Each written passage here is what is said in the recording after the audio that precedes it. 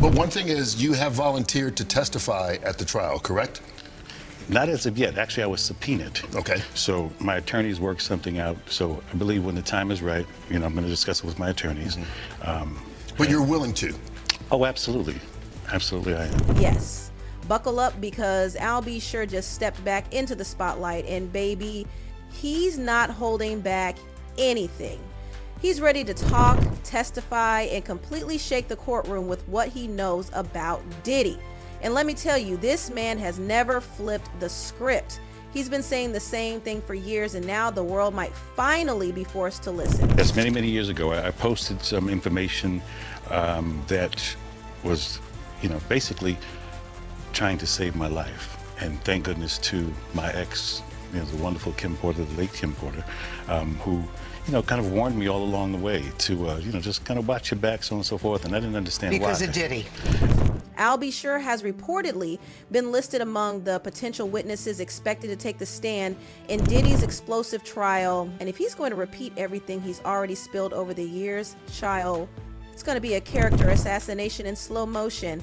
And oh honey, that's not even the half of it, because Al just dropped even more tea on the whole Kim Porter situation, and it is haunting. Despite the breakup, they stayed close, and Al has never been quiet about the way Kim passed. In fact, he screamed foul play from day one. Basically. Do you believe that she died of pneumonia? Absolutely not. Why? What evidence do you have? She was in the best of health. We just saw each other prior to her passing. We were actually celebrating our son's new Netflix Christmas special, and she was doing just fine. In fact, we were all at the event together at Netflix in the lobby. Sean, myself, the children, all having a great time, and I'm, grabbing Sean like, what? And she's in the back going, stop, So it was a really festive opportunity just for all of us to be together, because it's nothing like the circus that's out here. So it was a lot of the stuff, came to surprise, but a lot of the stuff will be revealed and that's why I thought it would be a good idea to finally tell my story. Every network came to me. Y'all remember when the alleged Kim Porter diary surfaced online? It was like a ticking time bomb, and Al went straight to Instagram, posting a screenshot of Extra's headline, "Diddy's late ex Kim Porter revealed his twisted secrets and alleged diary entries," and Al didn't hold back. In that caption, he basically said, "From 2009 to 2018, y'all told me I lost my mind when I warned everyone about Kim's last words to me." Fast forward to March 2024, Al insinuated that Diddy might have had a hand in the health crisis that left him in a coma in 2022. And that's not even the wildest part. He says he's working on a documentary that's going to shock the world. Whew. We're going to be producing the Al B. Sure life story.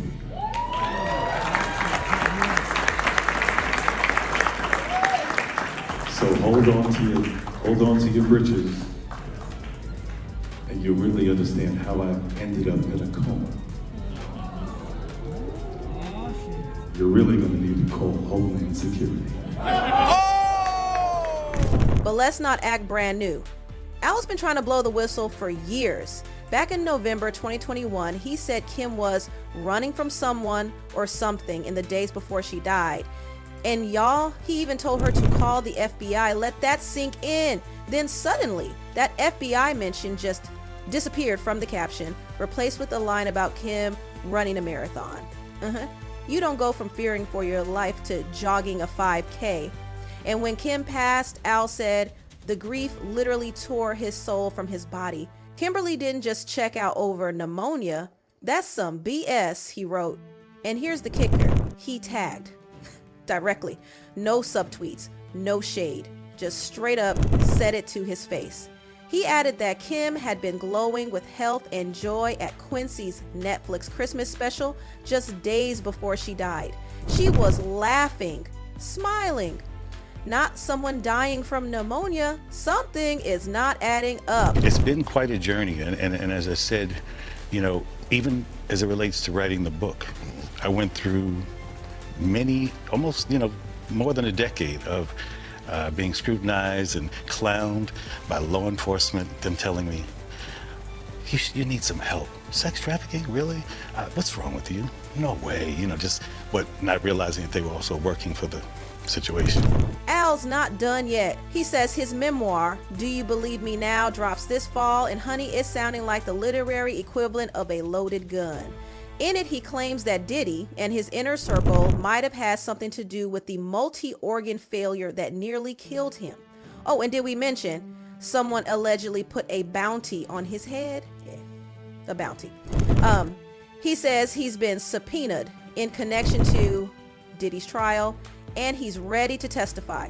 Al says he's not doing this for clout, for likes, or for cash. This is about truth. His truth, Kim's truth. So do you think specifically then that Sean Diddy Combs or people affiliated with him did something to you that caused you to have multi-organ failure? I believe this to be the case, yes. Absolutely. Wow. Let's get into the shady details of Kim's death, shall we? There are so many red flags, it's giving airport runway. First off, there was reportedly blood on her pillowcases, and even a faint blood trail on the floor leading to the bathroom. But guess what? That's not where she was found. According to reports, she was lying on the bathroom floor, not her bed. So, if she was discovered in bed later, someone moved her. Think about that. And the original coroner, yeah, they suspected foul play too because of a certain toxin that showed up in her system in suspicious quantities. Then there's the 911 call allegedly made at 2:43 a.m. Kim wasn't discovered until 11 the next morning. What was happening during those missing hours? Kim's real book, if the rumors are true, was about to be a nuclear bomb of secrets. It supposedly detailed how she protected Al from Diddy, warned him not to go to certain events, how she knew what Diddy was truly capable of. She reportedly planned to write about how abused her, isolated her, manipulated her, how he wanted full custody of the twins, and she had to threaten to expose him to keep her children. Allegedly, Well, I mentioned that earlier, that he said about Stevie J. The Usher part, that's a touchy situation, man. You know what I'm saying? Because I had a certain feeling, and I felt a certain way when Usher got on Shay Shay, and I don't mean to mention other people's platforms, but he got on Shay Shay and he mentioned how great and how good Puff taught him and everything. You know what I'm saying? About the business, right? I know, and people know, that was around that in that time that Puff and Usher did have a situation. And that situation led Usher to the hospital. She wrote about how her phones were tapped, her home was bugged, and staff were PAD'd to spy on her. Even more disturbing, Kim was supposedly ready to reveal how she used a cone on Diddy to satisfy his preferences and cried hysterically afterward, feeling violated and emotionally wrecked. Her trauma was deep, and she was finally going to put it all on paper. And then she died. Want to hear even wilder allegations? There are whispers that Kim's book had details about how the East and West Coast faked their beef to eliminate Tupac and Biggie so their masters could be stolen. Apparently, Pac and Biggie were planning to unite and take back control of their music, and Diddy was allegedly at the center of it. Let's not ignore this either. Kim's alleged book said Diddy had relationships with men, including one major name, Usher, allegedly. But that book that did come out, it threw shade at Al too. One alleged excerpt claims Kim once walked in on Diddy and Al in the middle of something so shocking she had to run across the street to China. Okay, not literally, but emotionally, yes. Kim allegedly described an awkward, suggestive moment between the two men that hinted at a past sexual relationship. We've shared so much, one reportedly said. Then came the shocker. We all been together sexually, but not together. And Kim was like, this is my baby daddy, Albie. Sure has denied that part of the book and says he's ready to sue, but the damage already done. Still, let's get back to what he said about Kim, because that's what truly matters here. Now, not everyone trusts Al, let's be honest. Some people say he comes off selfish, Remember when Quincy dropped that heartfelt statement asking people to stop pushing conspiracy theories about his mother? While Quincy was grieving, Al was on Instagram posting cryptic captions and promoting his memoir. Not a great look. He seemed more outraged that his name was in the memoir than he was about the horrifying things allegedly written about Kim. And then he started publicly questioning why Quincy still followed Quincy, the man who allegedly hurt his mom. Yikes. So yes, people are divided. But me? I'm ready to hear what he says under oath. Will he finally spill everything? Will he expose what really happened to Kim? Will he survive the storm that follows? Because baby, one thing's for sure, this courtroom drama is just getting started. The entire world is watching, and the courtroom is basically turning into a real-life soap opera.